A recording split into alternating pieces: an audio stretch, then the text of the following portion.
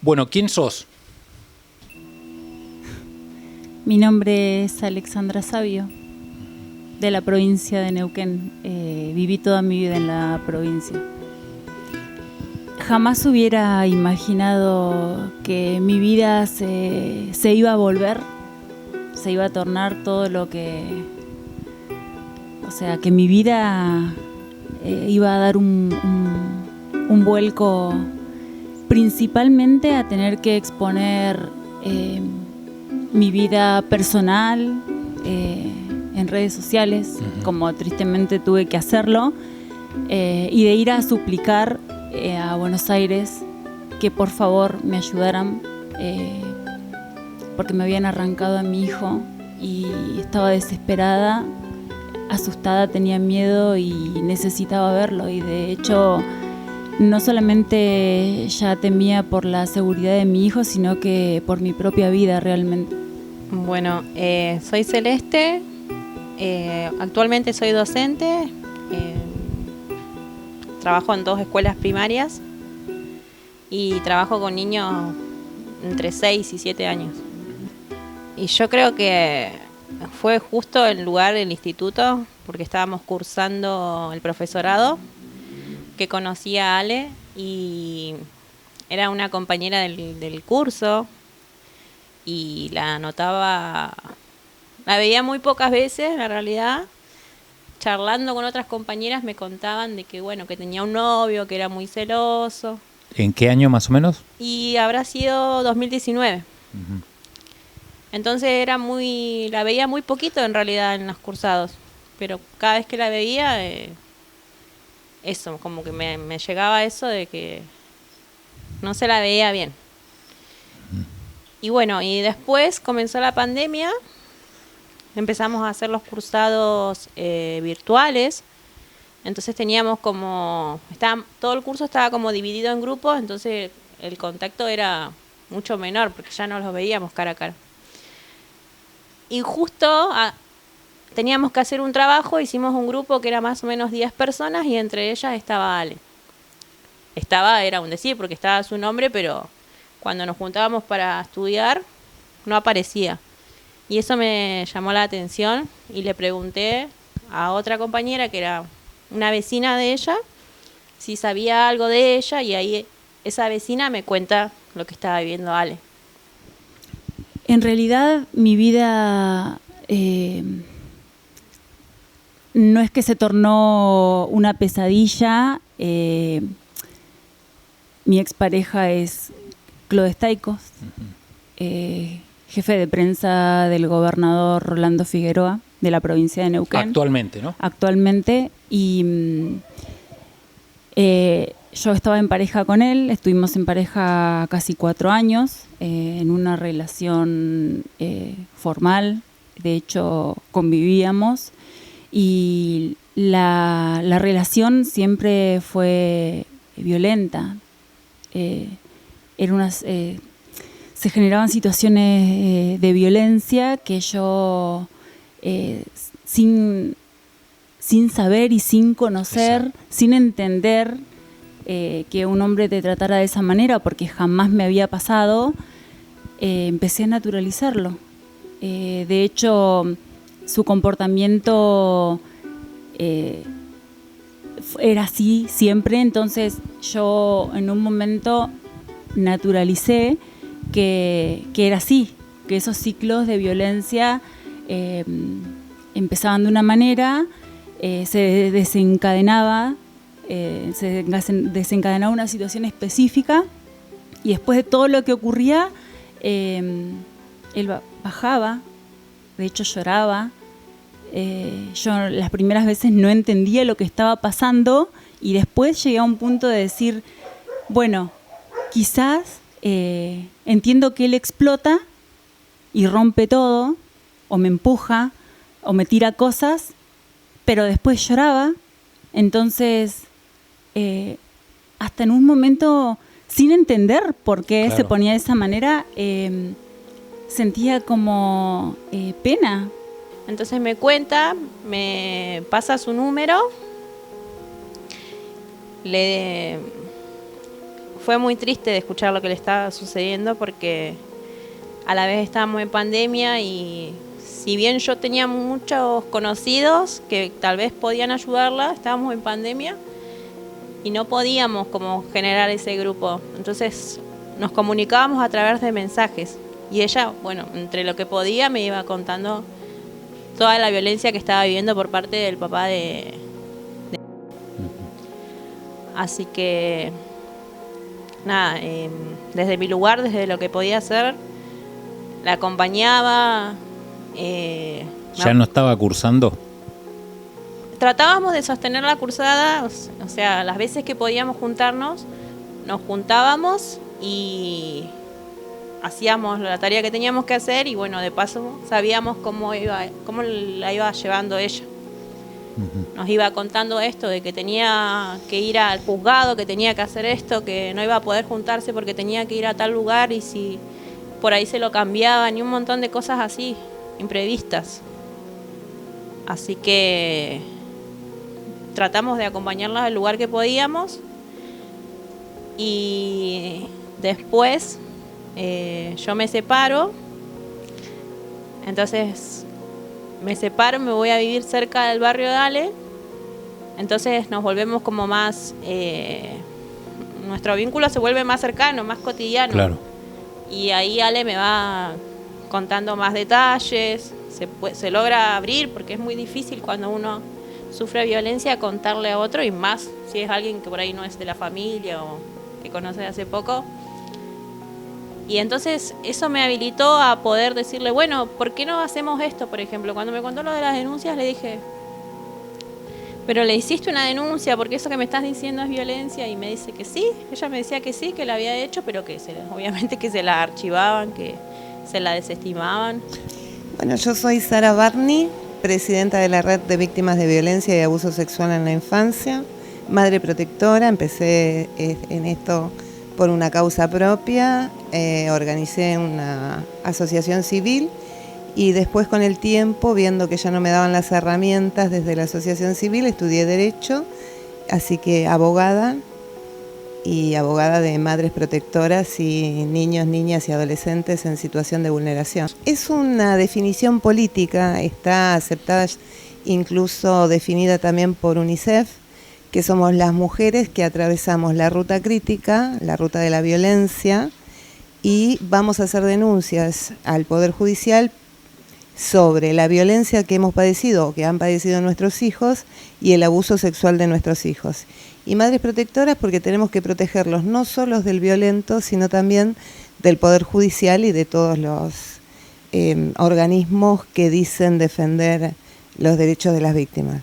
Bueno, mi nombre es Gustavo Muñoz, soy trabajador social, conozco a la familia de marzo del 18, buscando un alquiler, llego al domicilio a buscar un lugar y bueno, a partir de ahí comienzo a prácticamente la convivencia diaria. ¿Sos del barrio? Sí, soy del barrio y ya conozco al niño desde antes que naciera prácticamente, porque tocó ese momento de pandemia.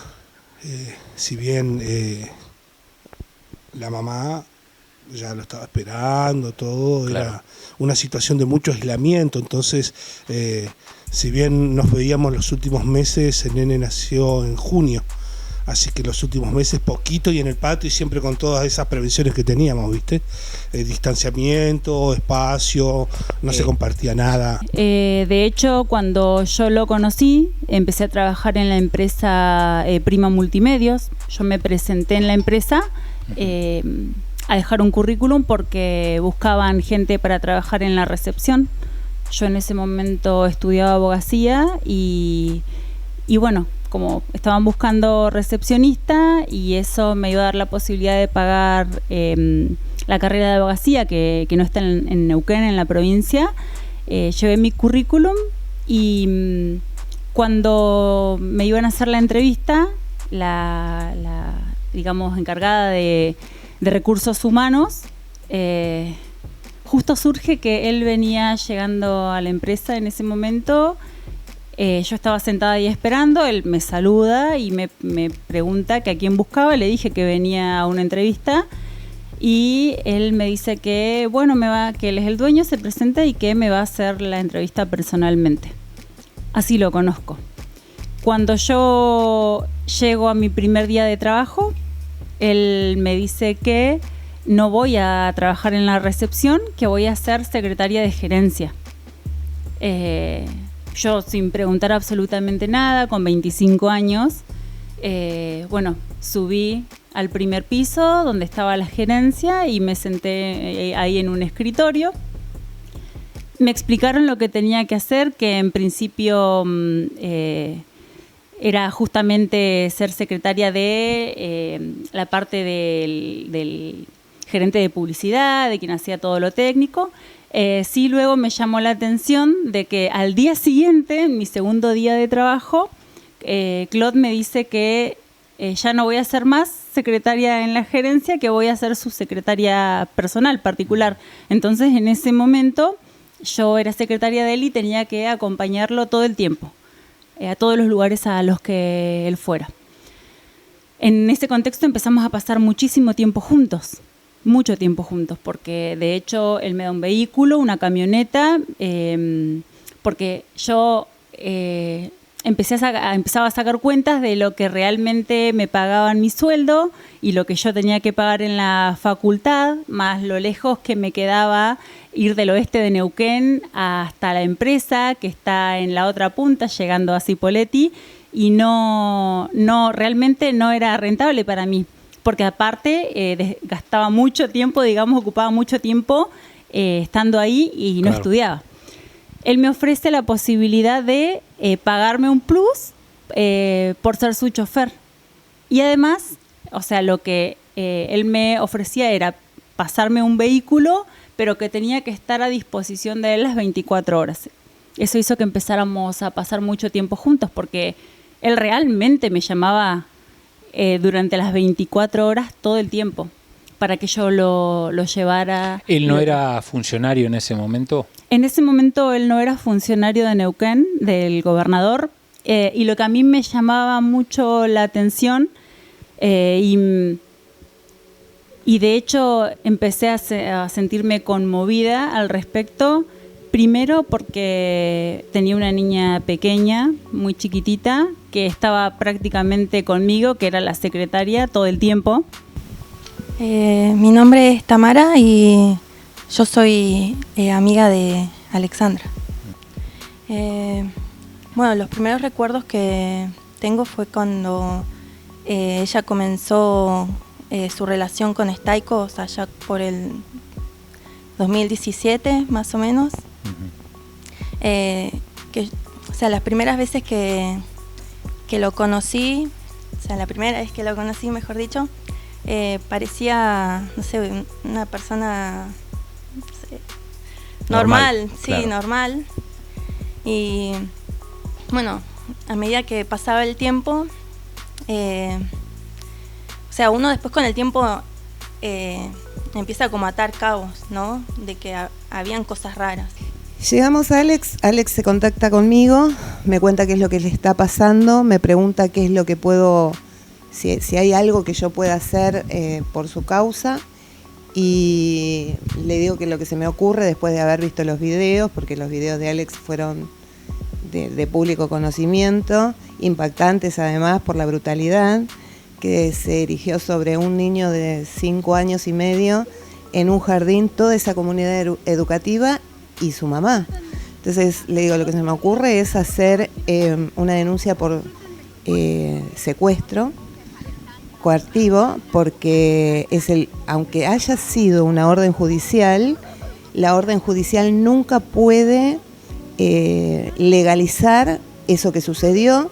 6 efectivos armados adentro de un jardín, tirándote al piso, esposándote, la mujer policía subiéndote arriba tuyo en el patrullero, insultándote, insultando a tu mamá. Bueno, todo eso me parecía que era incluso para denunciar al juez, a Speroni, que es el próximo paso que se hizo luego en el TSJ, el Tribunal Superior de Justicia. donde también se realizó por abuso de autoridad, abuso de poder, desvío de poder, falta de los deberes de funcionario público. Y eso era lo primero que se me había ocurrido, y hacerla federal, porque entendíamos que al haber participado fuerzas de seguridad y siendo una provincia, como yo trabajo en todo el país, hemos acompañado desde Red Viva 1200 causas y sabemos cómo es pelear contra ese feudo que se arma en cada provincia y que no quieren que salga de esa provincia. Así que bueno, lo primero que le propuse fue hacer esa denuncia, y fue lo que hicimos, una denuncia penal federal por estos delitos, al juez, a la asesora de menores y a todos los que habían participado en ese operativo. Yo la escuchaba a ella y decía, le tiene demasiado terror porque tan poderoso no puede ser. De hecho, recuerdo que, no sé, por darte detalles, queríamos salir y no íbamos a tal lugar porque decíamos no, porque ahí lo conocen a él y le van a decir que estoy acá y puede ser que aparezca por acá. Y entonces, hasta en ese sentido yo decía como que es demasiado, pero no lo podía creer hasta que vi que sí, que era cierto. Porque ¿Cómo que viste? después que nos volvemos más cercanas con ella, con Ale, ella me empieza a decir si la podía acompañar, por ejemplo, tenía que ir a tal lugar conmigo porque se tenía que reencontrar con el padre. Entonces yo le decía que sí, que la esperaba, porque ella me decía, son encuentros que van a ser de 3 horas, entonces vos te quedás conmigo mientras está con él. Y yo le decía sí, y íbamos, y la realidad es que no lo conozco yo a él en persona, más allá de por la foto, por la televisión y eso, pero no lo conozco en persona. Y he ido a un montón de encuentros, o he estado en un montón de situaciones en las que él se tenía que presentar, como juicios y eso, y no iba. Y entonces, a partir de ese momento yo sí dije, guarda, el tipo tiene contacto, tiene influencia. Pero bueno, yo le decía, Ale, tenemos que sumar a más gente, porque si él puede tener un montón de contactos, pero va a llegar un momento en el que la gente tiene que escuchar tu historia. Y tiene que saber que lo que te están haciendo no se lo hacen a cualquiera, te lo están haciendo a vos porque tiene un montón de poder. Y en cierta medida hay que mostrar ese poder que tiene. Dejarlo en claro que hay un montón de personas como policía, jueces que no están respetando las leyes, que no están respetando los derechos, ni los tuyos ni los de mí. Entonces hay que alzar la voz, le decía Ale. Tienen que enterarse de que están haciendo todo esto y lo están haciendo por un poder, por negocios, por lo que sea, pero lo están haciendo a propósito. Porque un montón de mujeres no les salen las sentencias tan rápido. Claro, la relación de ellos al principio era como todo bien, o sea, nos juntábamos en reuniones con varios amigos y él estaba presente en una que otra, y después con el tiempo ya no se presentaba. Y inclusive cuando nos juntábamos nosotras, teníamos un grupito de amigas de la secundario, Alexandra se juntaba con nosotras y él la llamaba por teléfono, y eran llamadas que, no sé, duraban horas. O sea, más de 1 hora estaba hablando por teléfono, no eran charlas bonitas, sino que se notaban que eran charlas como con un tono agresivo, porque se escucha, ¿viste? Cuando estás hablando por teléfono se escucha del otro lado. Y Ale se empezaba a sentir mal, inclusive a veces se paraba y se iba a otra habitación. Y bueno, empezábamos a notar esas cosas. Después, en otras ocasiones que nos juntábamos, ella venía con la hija de Staikos, porque él tiene una hija, en aquel entonces era una niña chiquita. Entonces, a veces ella venía con la niña, y cuando venía con la niña no la llamaba, para nada. No recibía ni llamadas, ni mensajes, nada, así como todo tranquilo inclusive. Y bueno, después con el tiempo ya directamente dejó de juntarse con nosotras. Siempre ponía alguna excusa o nos decía, no, vengan a casa mejor, diciendo, o sea, refiriéndose a la casa de Staikos, ¿no? Porque ella estaba viviendo ahí con él. Vengan acá mejor, estudiamos acá o nos juntamos acá, pero nosotras no nos sentíamos cómodas, porque ya habíamos visto esta situación en donde él la llamaba y era como ya no nos sentíamos cómodos. Entonces siempre decíamos, no, mejor vení vos, y al final no venía. Después, bueno, Alexandra y su mamá me dicen, ¿por qué no te venís a Neuquén? El tema de matricularme acá. Y ahí es donde yo me sumo a la causa junto a Pastoruti, que es el abogado que Alexandra tiene en familia, y empiezo a ver la causa y empiezo a ver cómo empezó la causa de Alexandra. Y bueno, ahí es donde te das cuenta cómo el proceso, cómo la fueron abandonando los diferentes abogados que tuvo, los plazos que se vencieron, las cosas que en ese momento no se hicieron porque le renunciaban los abogados, y entonces vos veías la arremetida del abogado de Staikos en ese proceso. Entonces sí, estuvo primero la denuncia penal y después estuvo el sumarme a familia y ver todo lo que pasó. Sí, por una cuestión fortuita, porque el juicio penal era público, y a partir de la primera audiencia y transcurrido alrededor de una hora, que empezó comenzaron con los testigos de la querella, digamos, de la parte acusadora.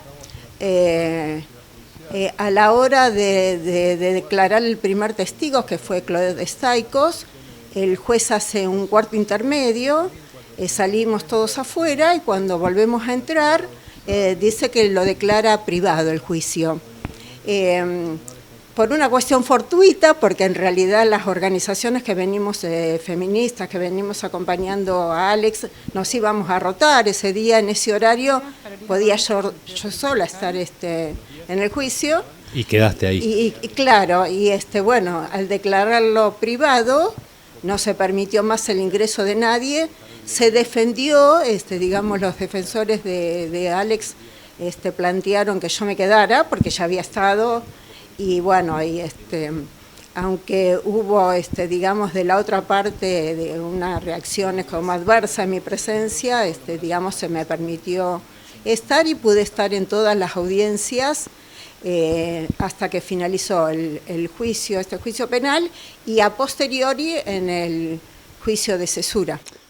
Hay que tomar en consideración que el niño nace en plena pandemia y comienza, para el 21, ya comienza un proceso legal que quiero recordar, porque a veces la gente como que se olvida, pero en aquel momento, cuando estaba la pandemia, el Poder Judicial, digamos, todo lo que era la ciudad judicial, estaba prácticamente paralizada. Sin embargo, la situación de ella avanzaba por unos carriles que eran inexplicables, porque, por ejemplo, la Defensoría no atendía a nadie. Sin embargo, yo acompañé, creo que el niño tenía 2 años, acompañé una vinculación que se hizo dentro de la Defensoría, cuando la Defensoría no atendía a nadie, papá, porque si hay alguien que tiene cierta, resguardo, es el Poder Judicial. El Poder Judicial maneja sus propios tiempos, sus propios ritmos, y nadie le dice absolutamente a nadie. Es inescrutable. Exacto. Aparte, en ese momento también es como un poder que, a diferencia de otras entidades, ellos son muy de resguardar todo lo analógico, los papeles. Vos no accedes a un expediente así como así, sino está el personal que te toma la firma, hay un montón de situaciones, o sea, ellos no digitalizan nada. Es también como una barrera, por eso no podían trabajar en forma remota, claro, porque todos los papeles están ahí, pero sin embargo la situación de Ale avanzaba a un ritmo que no era el normal, más para pandemia. Bueno, en ese entonces estaba la pandemia, entonces nosotras nos comunicábamos por videollamadas, y bueno, hubo, cuando nació, ella nos escribía, nos mandaba fotitos de mí, todo bien, y después como que hubieron unos días en los que no recibíamos comunicación de ella. Yo me acuerdo que le escribía a la mamá preguntándole si estaba todo bien, porque no recibíamos comunicación, nos decía que sí, estaba bien. Y después, así de varios días sin comunicación, sin saber nada, nos escribe y nos dice que Staikos la tenía encerrada en la casa y no la dejaba salir, y que tuvo que ir su mamá con la policía a sacarla. Y nosotros no lo podíamos creer. Nos parecía, ¿cómo que te tenían encerrada? O sea, si vos estabas en tu casa, o sea, te tenías que ir a tu casa, pero no pasó así, o sea, estaba encerrada. O sea, ahí entendíamos por qué no hubo comunicación, que hubieron varios días en los que no teníamos comunicación con ella, ya entendíamos por qué. Y bueno, ahí después yo sé que ella estaba en su casa y, bueno, como estaba la pandemia, la comunicación era por videollamada y lo que notábamos es que ella, la verdad que no estaba bien. O sea, nos dábamos cuenta que la estaba pasando muy mal.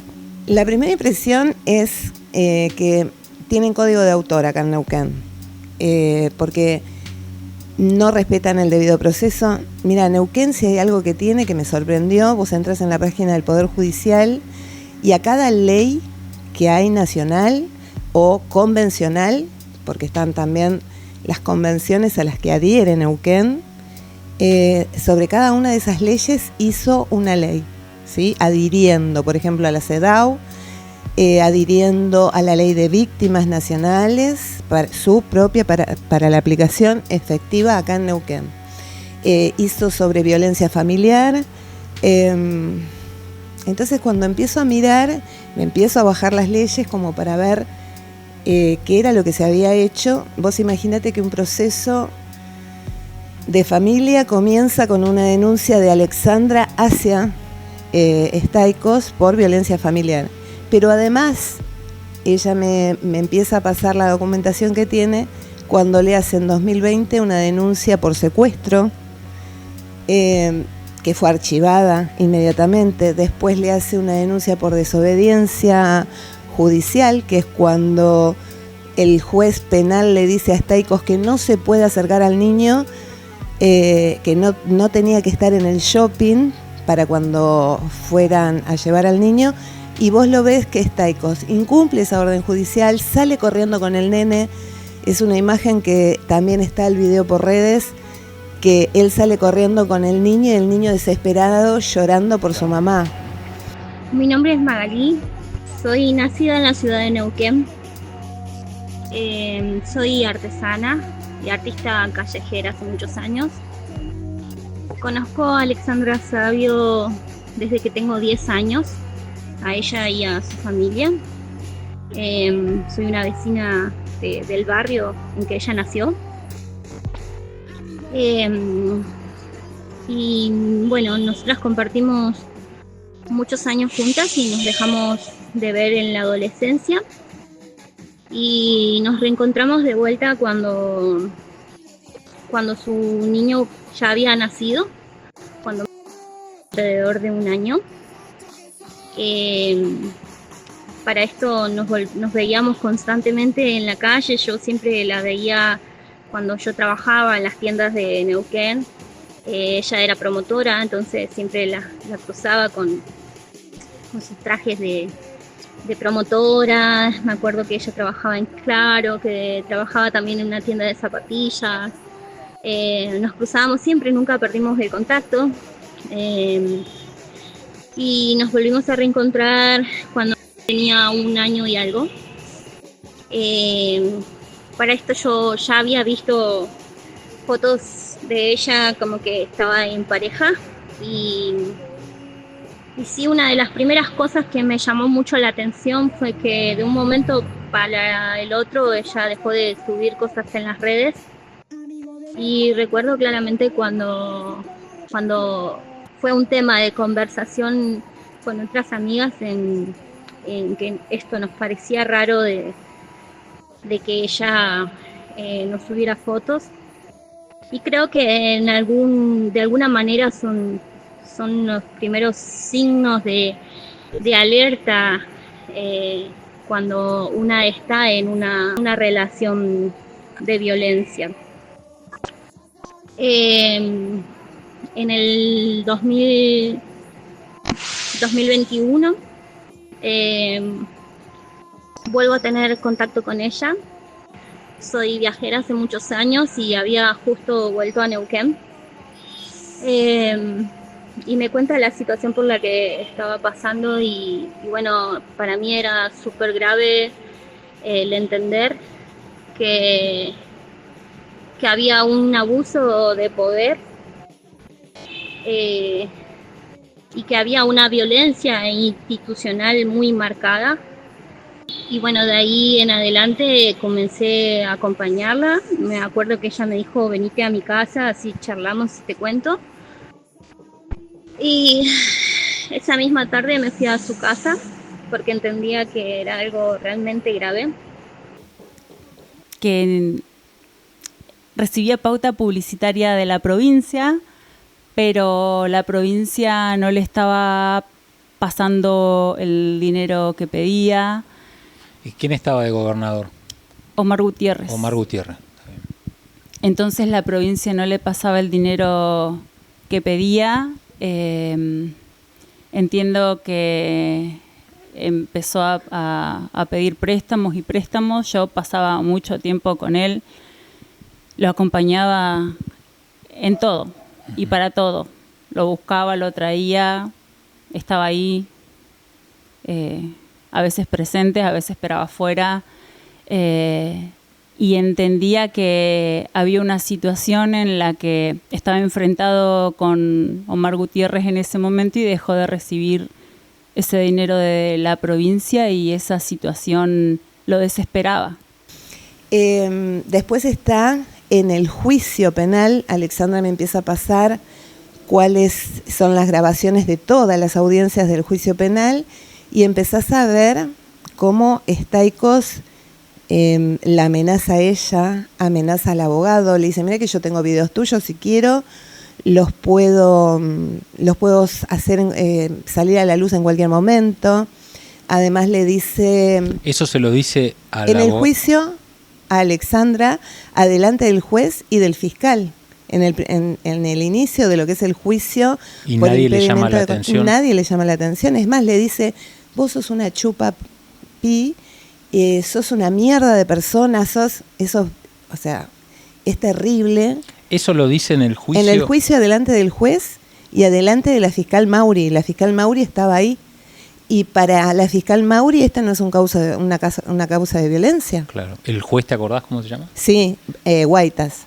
Habían pasado prácticamente un 2020 encerradas, donde salían solo en el auto a alguna plaza y no podían bajarse porque tenían mucho miedo de lo que les pudiera pasar. Y ahí fue cuando escucho por primera vez el nombre de Claude Staikos. Fue algo, la verdad, que bastante, y es hasta el día de hoy algo bastante difícil, porque sabemos que en Neuquén hay mucha corrupción, que hay mucha mafia, y que son personas poderosas que realmente tienen el poder, tienen los medios, tienen los contactos para lastimar a cualquier persona que los quiera enfrentar. Todo eso lo empezás a ver. Empiezo a ver todo eso en la causa penal y habiendo empezado en familia con una denuncia de violencia familiar, ¿qué pasa? Las denuncias de violencia familiar son cautelares. No se llevan adelante medidas de fondo. Se lleva si hay violencia, no hay violencia, si le ponemos una medida o no se la ponemos.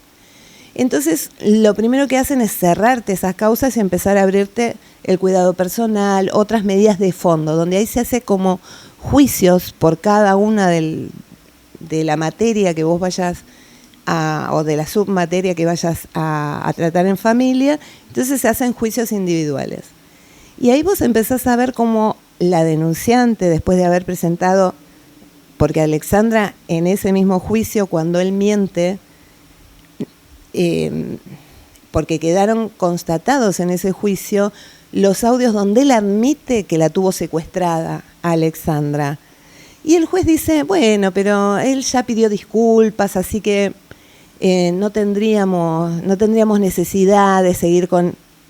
¿Cómo no tendríamos necesidad? Para ella hay necesidad de llevarla a juicio por impedimento de contacto, pero al momento donde él admite que la tuvo secuestrada, en esos audios no se toma ninguna, ni siquiera la fiscal Mauri hace algo al respecto como para decir, bueno, acá hay un delito, yo mínimamente soy funcionaria pública, estoy frente a un delito, tengo que tomar una intervención. No se hace y niega la violencia. Soy Sol Tobías, soy periodista y soy militante feminista con especial dedicación a la lucha contra la trata de personas y por la abolición de la explotación sexual de mujeres y niñas. Fue en relación con esa militancia que yo tomé contacto con el caso de Alexandra Savio, porque había venido siguiendo la lucha por justicia por Otoño Uriarte, una chica secuestrada y asesinada en Fernández Oro, Río Negro, y en ese marco me había comunicado con una abogada que había trabajado en el caso.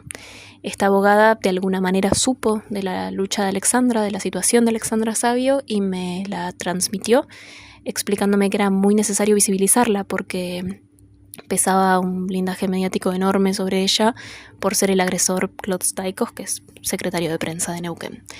Desde entonces yo empecé a hablar con Alexandra y a seguir y a cubrir el caso para la agencia de noticias Redacción, más conocida como ANRED, que es el medio alternativo con el que colaboro. Creo que es fundamental difundir y visibilizar y estar al tanto de la lucha de Alexandra, porque mirando el caso en sí mismo, en su particularidad, viéndola a ella, a lo que atravesó, a lo que sufre, a lo que vive, al igual que su hijo, una puede ver que es una situación claramente cruel e injusta. Es sumamente cruel lo que le viene haciendo Staikos a Alexandra y a su hijo, es sumamente cruel lo que le viene haciendo el Ejecutivo Provincial y la Justicia Provincial. Y más allá de eso, mirando en un plano más general, además el caso de Alexandra no es un caso aislado, desgraciadamente no es un caso aislado, es un caso que se enmarca en una situación de violencia sistemática y estructural contra las mujeres, porque existimos en una sociedad masculina, misógina y patriarcal que habilita casos de violencia vicaria como estos, y además es una situación en la que hay una censura enorme. La censura es notoria y está dada por el poder del agresor, que se valió de su cargo en el Ejecutivo, que se valió de su trayectoria en la política neuquina y que se vale de sus contactos en el Poder Judicial para obtener lo que quiere y seguir agrediendo y dañando a Alexandra.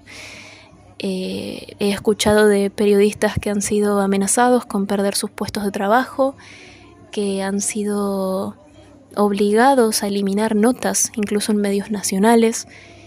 He visto la manera en que este hombre despliega un arsenal de trolls en redes sociales y crea supuestas organizaciones no gubernamentales contra las llamadas falsas denuncias en internet para hostigar, agredir a Alexandra, a quienes la rodean, a quienes se pronuncian por ella, por la justicia para ella.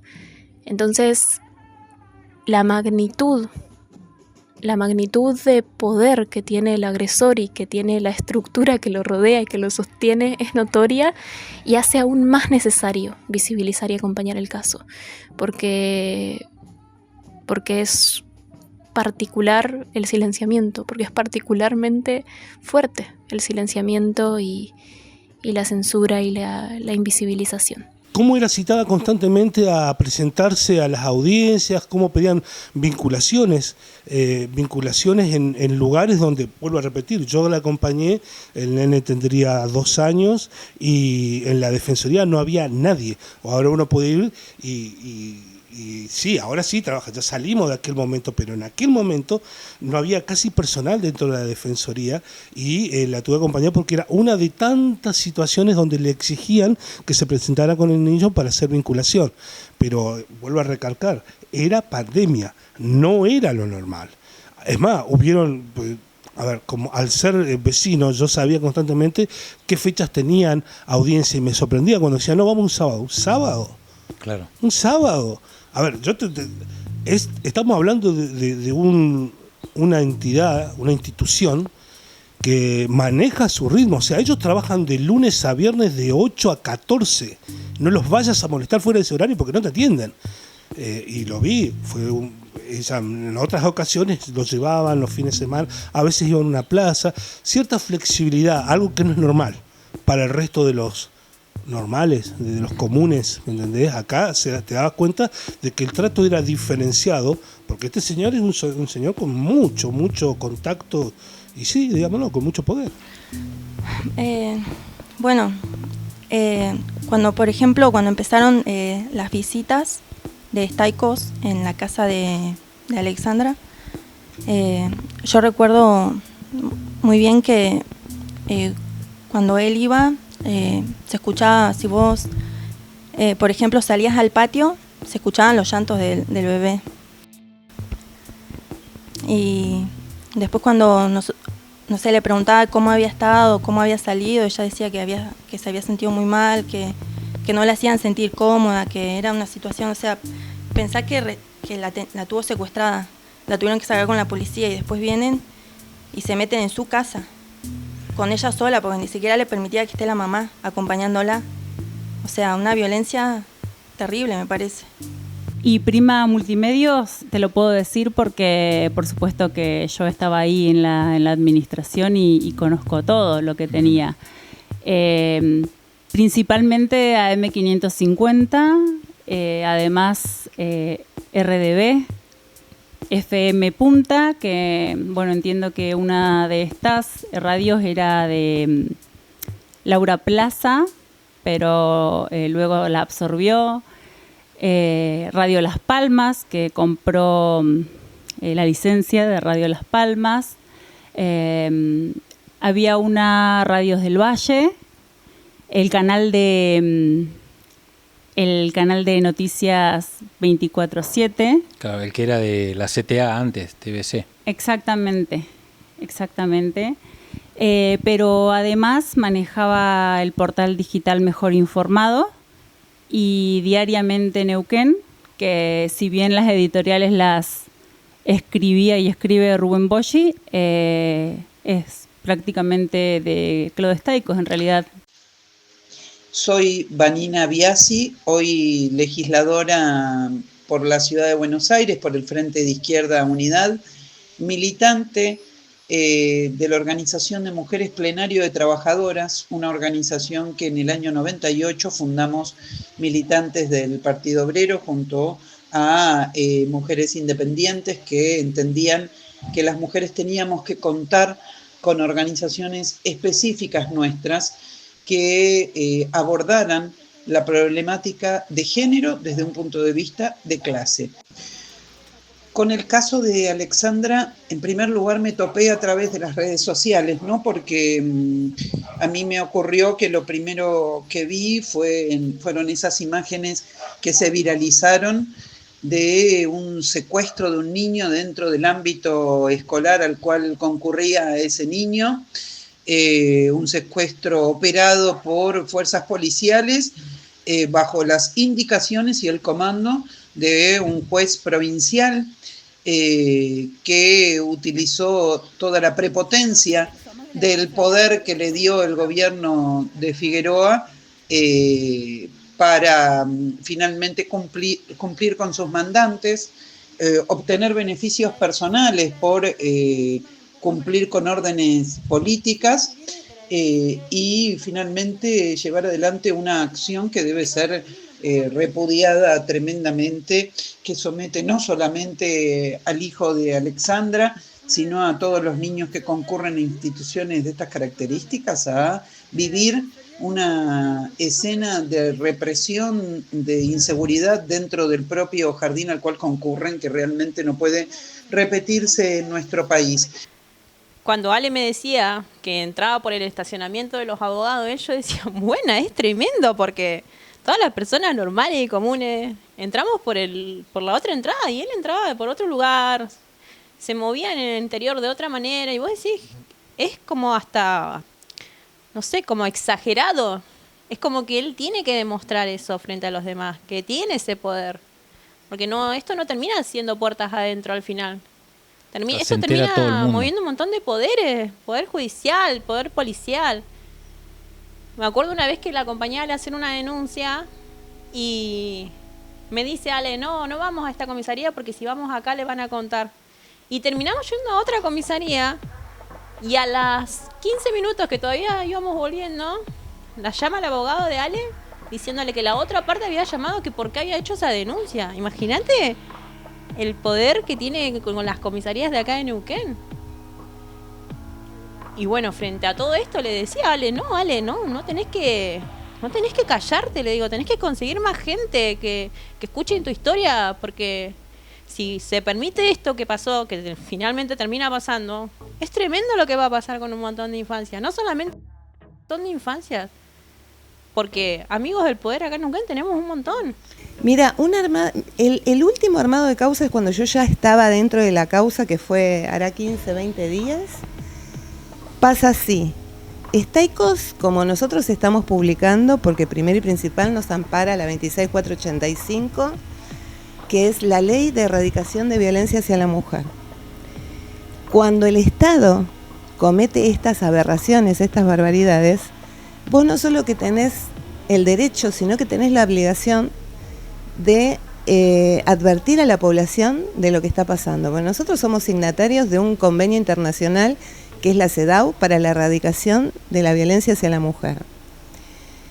Estaicos entonces está enloquecido porque él lo que esperaba era que Alexandra estuviera sola, que nadie se animara a bancarla, en el sentido de decir, sí, mira, yo estoy viendo esto, vamos a salir a hacerlo público. De hecho, bueno, sos uno de los pocos que le da el espacio a Alexandra para que pueda contar lo que pasó.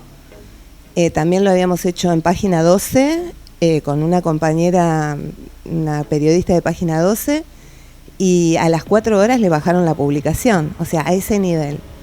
Entonces, él está enloquecido porque fuimos a Cámara de Diputados con diputadas de muchos espacios que su único propósito, o su causa, que compartimos la causa, es que estas cosas se visibilicen y se pueda legislar para que esto no siga pasando. Entonces fuimos a Cámara de Diputados, fuimos a diferentes espacios para contar lo que estaba pasando y lo publicamos. Entonces está desesperado y vos veías que presenta en el expediente de violencia que él quiere que se bajen todas las publicaciones porque se lo está difamando, porque zaraza. Usan un expediente de violencia que inicia ella, Alexandra lo inicia, para dejarla a ella como la agresora, ¿viste? Entonces la llaman a Alexandra a declarar.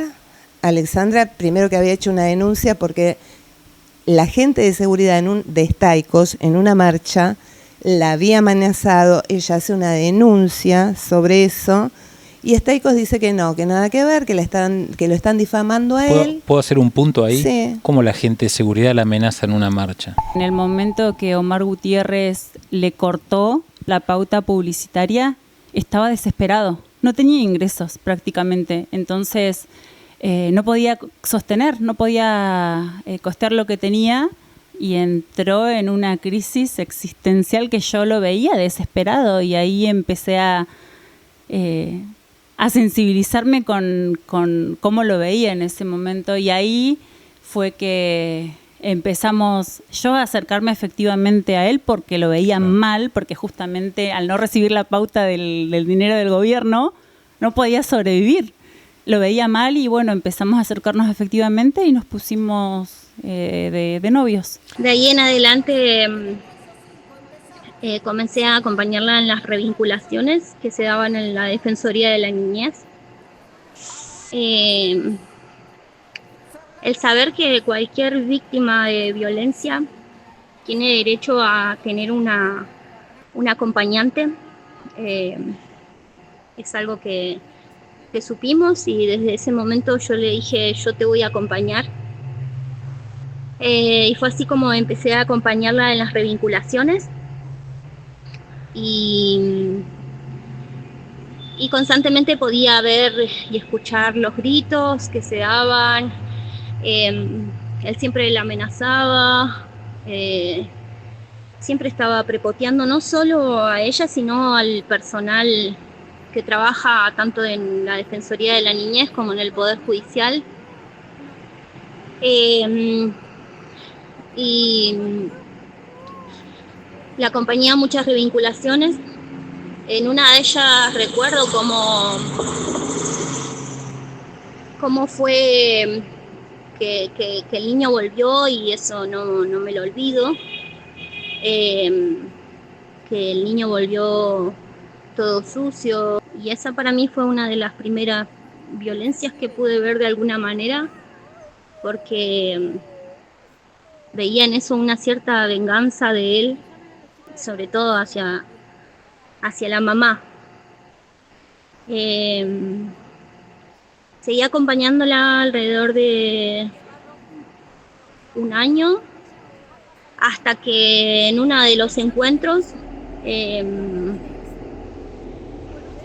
Staiko comienza a grabarme dentro de la defensoría, y empieza a decir que nosotros con Fresia lo estábamos violentando, cuando era totalmente mentira, porque nosotros lo único que hacíamos era grabarlo para nosotras tener una prueba de lo que pasaba realmente y de cómo él reaccionaba. Y en ese momento logra sacarme de la defensoría.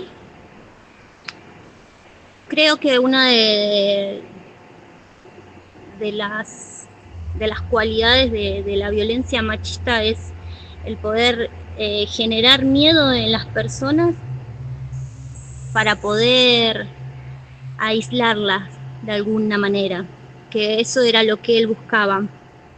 Al poder aislarla, la víctima queda vulnerable, y es ahí donde la persona puede realizar el abuso de poder, y eso fue lo que hizo.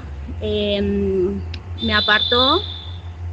En ese momento hice una denuncia como que yo lo había amenazado de muerte, cosa que es totalmente mentira, porque nunca lo amenacé de muerte. Sí recuerdo que le grité, le dije: sos un violento manipulador.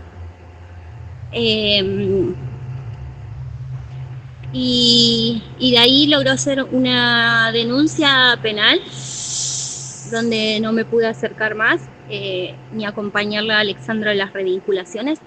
Cuando yo lo conocí era justamente vicepresidente de CALF. Era vicepresidente, Carlos Chaponi era el presidente en ese momento, y de hecho hay una situación, un momento en el que Carlos Chaponi desaparece, apaga el teléfono, no le contesta más las llamadas a nadie, no lo pueden encontrar, y Claude queda como presidente de la cooperativa. Bueno, yo soy Angélica Lagunas, soy secretaria general mandato cumplido de Aten Capital, y en este momento congresala cetera por el Frente Multicolor Bermellón e Independientes. Pero además soy militante de Izquierda Socialista y soy militante de Isadora Mujeres en Lucha. ¿Cómo te vinculás a esto? ¿Cómo más o menos los primeros momentos en los que empezaste a conocer el caso de Alexandra? Sí, yo particularmente conozco el caso porque Alexandra, en su lucha en defensa de su hijo y en defensa propia, se acerca a diversas organizaciones de mujeres, y en este caso particularmente se acerca a Isadora. Desde nuestra agrupación Isadora, que es una, agrupación feminista y de disidencias, tomamos el caso de Alejandra para ayudar en todo lo que podamos, y hacer, que esta pelea que daba Alexandra en defensa propia y en defensa de su niño sea una pelea que tenga, algún grado de colectividad. Por eso hemos, no solo tratado el caso y la situación desde Isadora, sino que claramente lo llevamos a la multisectorial de mujeres y disidencias. Nosotros como agrupación Fucsia llevamos el caso permanentemente a la comisión directiva de Aten Capital, cuando aún todavía Aten Capital no se había pronunciado, y vimos, allí la defensa de la necesidad de que Aten Capital no podía no ser parte de esto, en un hecho donde claramente estaban vulnerados los derechos de Alexandra y por supuesto de su niño. Mi nombre es Vilma Ripoll, soy enfermera de toda la vida, diputada nacional por un periodo, porque desde la izquierda compartimos las distintas fuerzas el cargo. Soy militante del MST en el Frente de Izquierda Unidad y soy miembro además de Junta hacia la Izquierda, que es nuestra organización en defensa de los derechos de las mujeres y de la diversidad. Y además una apasionada por la pelea, por los derechos de todas nosotras, fundamentalmente, y de la gran cantidad de mujeres que tenemos, tanto en la salud como en la educación. Un día nos llegó la solicitud de atender un caso en la Cámara y nos pidió ayuda porque había tenido, le robaron, le secuestraron, le sacaron, como quieran llamar, a su hijo, que en un acto terrible, Neuquén, nos pidió al Frente de Izquierda que la recibiéramos porque quería que en el Congreso se conociera su caso y que la ayudáramos a avanzar en la recuperación de su hijo, que le estaba resultando muy, muy difícil porque su pareja, de la cual había intentado separarse en el año 2020, le había dicho en ese momento: me voy a quedar con tu hijo, con nuestro hijo. Y avanzó durante todo ese tiempo hasta llegar a un punto en que un día con 6 policías armados, con el juez de la causa, con la psicóloga de la Defensoría del Niño, en un horario escolar y frente a toda la comunidad educativa, le arrebataron de los brazos, se lo llevó el padre, que es Staikos, que es un empresario de multimedios y secretario de Prensa y Comunicación del gobierno de Rolando Figueroa de Neuquén. Como esas, hay 10.000 cosas adentro de ese juicio, que fue el juicio, justo Alexandra me comentaba que Piedrabuena, que es el abogado que estuvo en la causa penal, le decía que acá en Neuquén fue incluso más largo el juicio por impedimento de contacto de Alexandra que el de una causa que hubo acá muy importante sobre un banco. O sea, a ese nivel, para que te des una idea, Staikos declaró horas y horas. Y después las mentiras que podés constatar en cada uno de los expedientes. Por ejemplo, Rapazo diciendo que... ¿Quién es Rapazo? Rapazo es la asesora de menores, que ya cuando vos en un expediente de familia encontrás que dicen que la familia es tóxica, cuando hablan de toxicidad, tóxica es la lavandina. Acá lo que había era violencia y no se podía hablar de violencia. Rapazo dice que Alexandra no facilitaba el vínculo con el progenitor. Y están los audios, están los mensajes de texto donde a Alexandra le han abierto a Staikos, el Ministerio Público Tutelar, para que llevaran al niño a revincularse en ese centro donde estaba la asesora de menores Rapazo. Otra de las cosas, son tantas cosas y estoy muy desordenada. Eso para una persona común es imposible. Es imposible. Un domingo que le abran la puerta, y es más, están las conversaciones, es tan grosero todo, tan burdo, que no lo ve el que no lo quiere ver. Claro, ahí va. Y yo creo que es justamente, tuvo la mala suerte Alexandra de tener un hijo con una persona totalmente narcisista. Una persona que le encanta demostrar el poder que tiene y el dolor que le puede infligir a Alexandra. Porque después escuchamos el término de violencia vicaria y es justamente lo que le hizo, lo que le hace, lo que le está haciendo Staikos a Ale. Es hacerle doler a donde no... El dolor más grande de una madre es que te saquen un hijo. Y más allá de querer tener una revinculación. Porque fíjate que si él hubiera querido tener una revinculación, o lo más normal dentro de una familia que se separe, que tienen hijos, claro, es hacer un proceso de, una semana, 20 días, 4 días, 5 días. Y que se va dando naturalmente, pero cuando es tan brusco de decir, no, te lo quiero sacar y te lo saco porque demuestra que hoy se lo sacó. Se lo sacó Y fíjate que hay un montón de procesos que se tienen que cumplir y no se están cumpliendo. Pero porque ya no es Staico el que lo está pidiendo. Porque si fuera Staico, estoy segura de que se abriría nuevamente el Poder Judicial un fin de semana para Ale. Y fíjate que hoy estamos en feria y no se va a abrir el Poder Judicial para ella.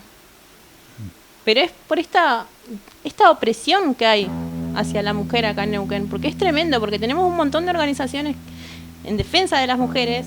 Y sí, están las organizaciones. Y están los decretos y están las leyes. Y no se cumplen.